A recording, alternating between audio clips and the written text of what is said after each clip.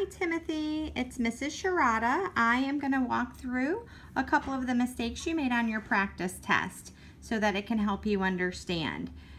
This problem says 4 to the 6th power divided by 4 to the 8th power. If I write that out, it's going to be 4 times 4 times 4 times 4 times 4 times 4. Sorry, I'm trying to record and write at the same time.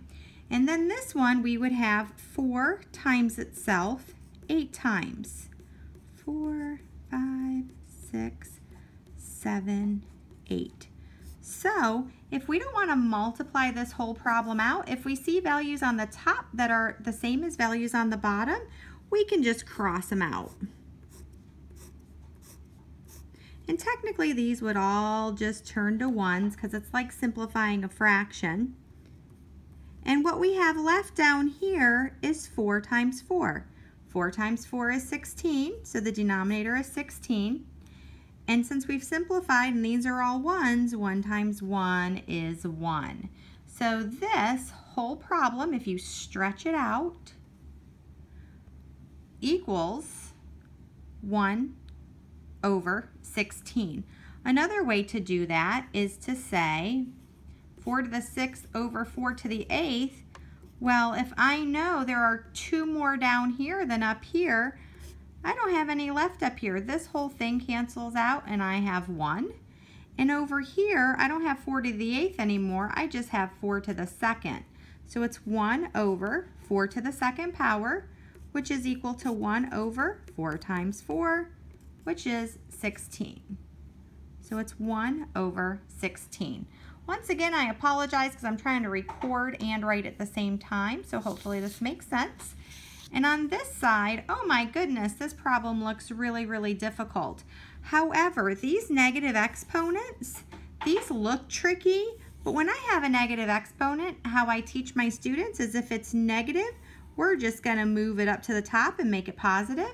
If it's already on the top and it's negative, we're going to move it to the bottom and make it positive. So these guys, 3 to the 4th power times 4 to the 2nd power, and now this friend here, which is 4 to the 2nd power, also goes to the top. And down here at the bottom, I still had 3 to the 5th power. And I moved this 4 to the negative 3rd power, it moved to the bottom, so now it's 4 to the 3rd power. So up here, I have 3 to the 4th power, and I have 4 to the 2nd power twice. So that really makes 4 to the 4th power. Here I have 3 to the 5th power and 4 to the 3rd power. So if I look at this, the top is smaller than the bottom. So if I look at these and I find the difference, down here there's an extra 3, so I still have 3 to the 1st power, or just 3. And over here, I have an extra 4 up top, so that means if I have 4 times 4, remember this would be 4 times 4 times 4, and this would be 4 times 4 times 4 times 4. I would take 3 of them away down here, so I have 1 up here, which is 4 to the 1st power, or my whole problem would just end up being 4 over 3.